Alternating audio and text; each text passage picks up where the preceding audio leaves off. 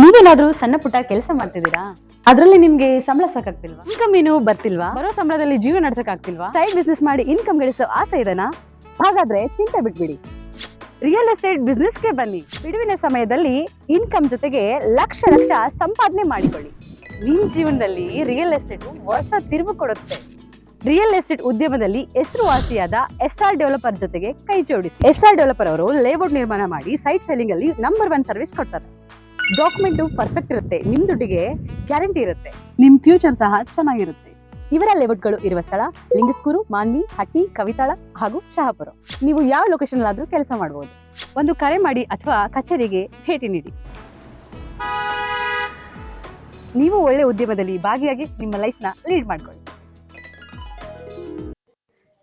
ಪಟ್ಟಣದ ಬಸವ ವೃತ್ತದಲ್ಲಿ ಭಾರತೀಯ ಜನತಾ ಪಾರ್ಟಿ ಮಾನ್ವಿ ಮಂಡಲ ಯುವ ಮೋರ್ಚಾ ವತಿಯಿಂದ ಸ್ವಾಮಿ ವಿವೇಕಾನಂದರ ಜಯಂತಿ ಅಂಗವಾಗಿ ಹಮ್ಮಿಕೊಂಡ ವಿವೇಕ ನಡಿಗೆ ಕಾರ್ಯಕ್ರಮಕ್ಕೆ ಮಾಜಿ ಶಾಸಕ ಗಂಗಾಧರ್ ನಾಯಕ್ ಚಾಲನೆ ನೀಡಿ ಮಾತನಾಡಿದರು.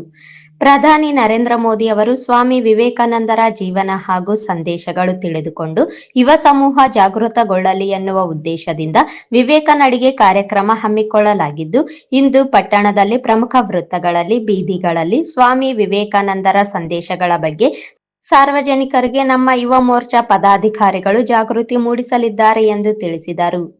ನರೇಂದ್ರ ಮೋದಿ ಇವತ್ತು ನಮ್ಮ ಸ್ವಾಮಿ ವಿವೇಕಾನಂದರ ಜಯಂತ್ಯೋತ್ಸವವನ್ನು 1952ನೇ ಜಯಂತ್ಯೋತ್ಸವವನ್ನು ಆಚರಣೆ ಮಾಡಬೇಕಂತ ಎಲ್ಲ ನಮ್ಮ ಪಕ್ಷದ ಯುವಕರು ಅಭಿಮಾನಿಗಳು ಸ್ವಾಮಿ ವಿವೇಕಾನಂದರು ಬಹಳ ಶ್ರೇಷ್ಠ ನಾಯಕರು. ಅವರ ದೇಶಭಕ್ತ, ಅವರ ದೇಶಕ್ಕಾಗಿ ಸಾಗಿದ ಸಂದೇಶಗಳು, ಅವರು ಯುವಕರಿಗೆ ಕೊಟ್ಟಂಥ ಸ್ಫೂರ್ತಿ ಇವತ್ತು ಅಜರಾಮರಗಳು ಅಚ್ಚಳದೇ ಉಳಿದಿದೆ. ಅದಕ್ಕೆ ಹಿರಿಯರು ಹೇಳ್ತಾರೆ, life is short, love is long. Life ಭಾಳ ಸಣ್ಣದು, ಲವ್ ಭಾಳ ದೊಡ್ಡದು. ಸಾವಿರಾರು ವರ್ಷಗಳವರೆಗೆ ಅವರು ಲೈಫ್ ಭಾಳ ಶಾರ್ಟ್, 50 ವರ್ಷಗಳ ಲೈಫ್ ಹೊಂದಿದ್ದಾರೆ.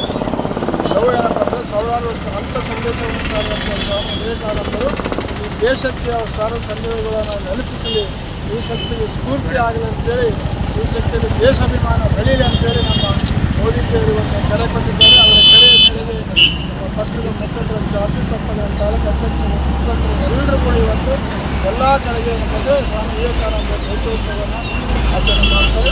ವಿವೇಕಾನಂದರಿಂದ ಕಲಿಬೇಕಾದ ಯುವಕರು ಬಹಳಷ್ಟು ಇದೆ.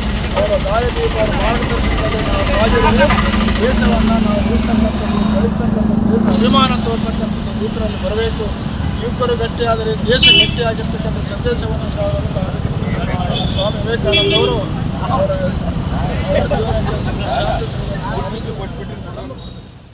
ಕಾರ್ಯಕ್ರಮದಲ್ಲಿ ಮಾನ್ವಿ ಮಂಡಲ ಬಿಜೆಪಿ ಅಧ್ಯಕ್ಷರಾದ ಜೆ ಸುಧಾಕರ್, ಕುಮಾರಸ್ವಾಮಿ ಮೇಧ, ಗುರುಸಿದ್ದಪ್ಪ ಕಣ್ಣೂರ್, ವೀರನಗೌಡ ವಕೀಲರು, ಗೋಪಾಲಕೃಷ್ಣ ಇಬ್ರಾಂಪುರ್ ಸೇರಿದಂತೆ ನೂರಾರು ಕಾರ್ಯಕರ್ತರು ಇದ್ದರು.